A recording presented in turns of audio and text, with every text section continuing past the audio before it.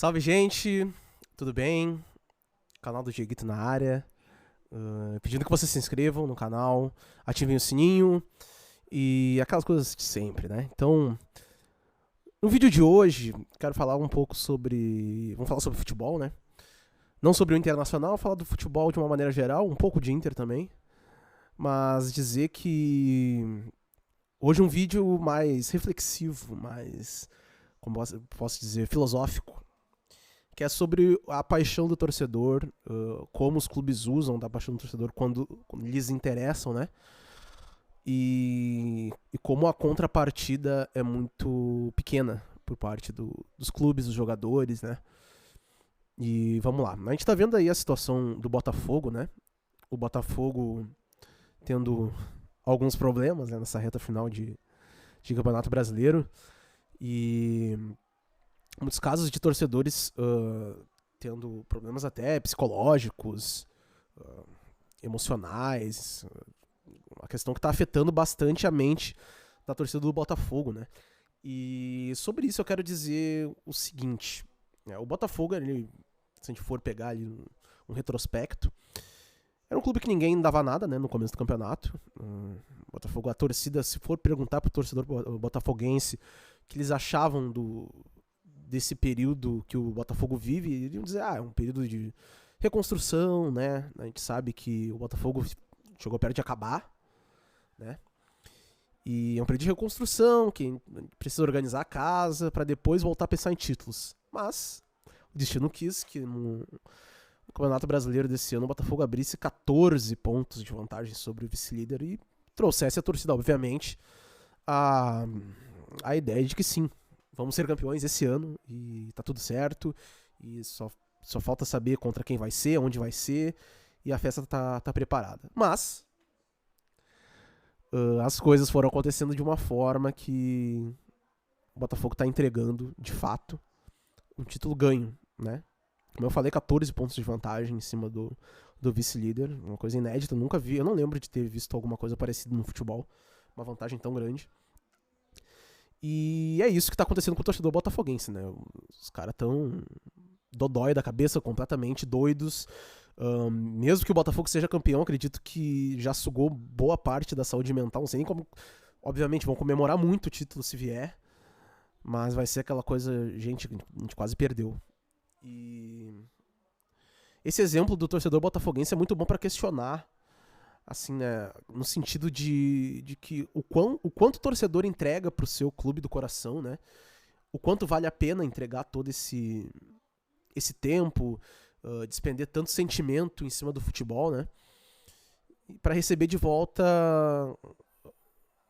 uma resposta fria, né? Uma coisa tão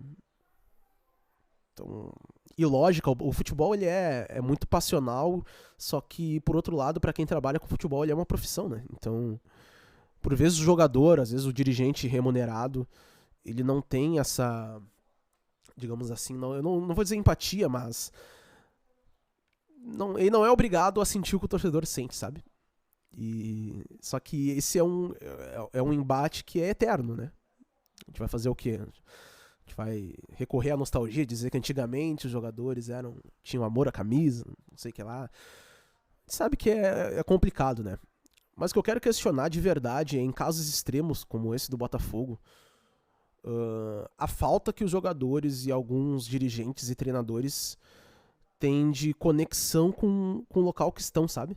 É uma bolha tão inacreditável que... Eu falei antes, agora mesmo, que o jogador ele não é obrigado a sentir o que o torcedor sente, sabe? Mas o jogador é obrigado a entender o sentimento do torcedor, né?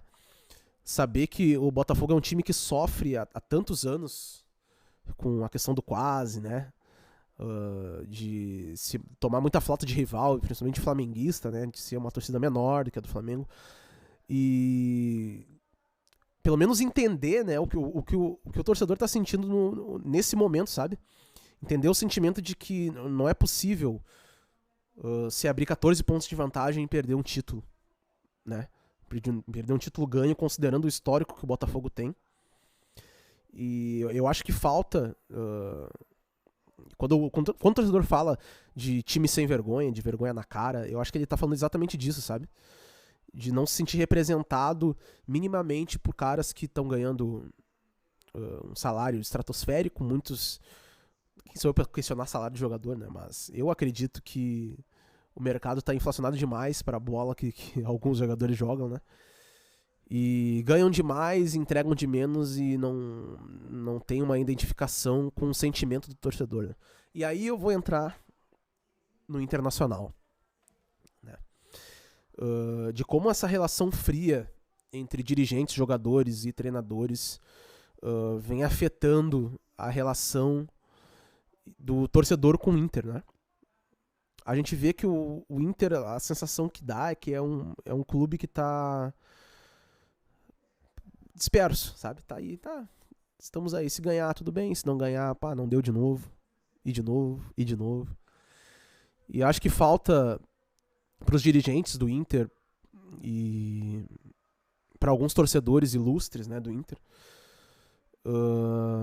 recriar essa conexão de entender o sentimento da torcida, o sofrimento que a torcida passa, e saber que existem situações que não podem ser admitidas, né?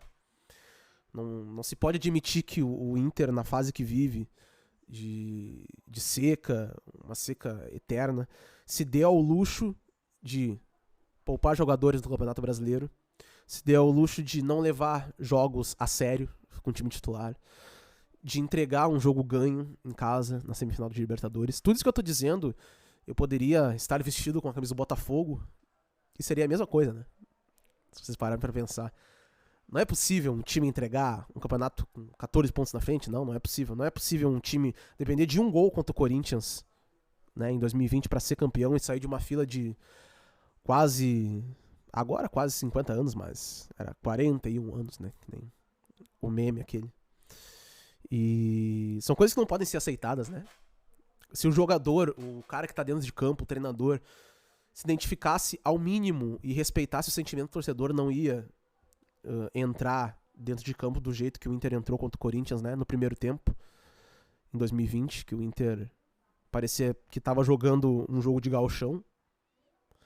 O Botafogo não teria essa falta de vergonha na cara, né? Como diz a torcida, para não ganhar jogos em casa que claramente entraram de salto alto, né? E existem vários exemplos, né? O São Paulo passou por um momento recente de fila, né? E eu acho que falta um pouco no futebol brasileiro como um todo mais jogadores com esse perfil, entende? Um perfil de não ser alheio à realidade que cerca o futebol. Porque o futebol não é só dentro de campo, né? O futebol, ele é um fenômeno social. E aí, a gente poderia fazer um vídeo só falando disso. E o jogador ele não pode estar numa bolha tão inacreditável que ele não consegue discernir o que é um jogo, uma decisão de campeonato brasileiro em casa com um time que está numa fila de 50 anos e um jogo de gauchão que ele vai entrar ali, sabe que é melhor do que outro time, vai jogar, vai né, aquela coisa meio ganhar na hora que dá. Eu acho que falta um pouco disso, inclusive pensando no macro, assim, né, de seleção brasileira. A gente vê as eliminações do Brasil nas últimas Copas, umas eliminações meio bizarras, né? Uma coisa meio de desleixo, erros bobos, sabe? Bom, e aí esse vídeo é mais um desabafo, entende? De falar sobre a mentalidade de jogadores, de dirigentes e treinadores nessa bolha que virou o futebol, essa bolha de salários inacreditáveis, né? E às vezes uma falta de tato com o sentimentalismo, a emoção do jogo, que é o que move o futebol no final das contas, né? Porque sem a paixão do torcedor, sem a rivalidade, não existe futebol, não tem sentido. Então é isso que eu queria falar, eu espero que vocês tenham gostado do vídeo. Se gostou, deixa um like, né? Aquela coisa. E a gente se vê num próximo episódio aí do canal do Dieguito, falando de mais coisas sobre futebol, sobre música, tá? Obrigado. Até mais. Fui.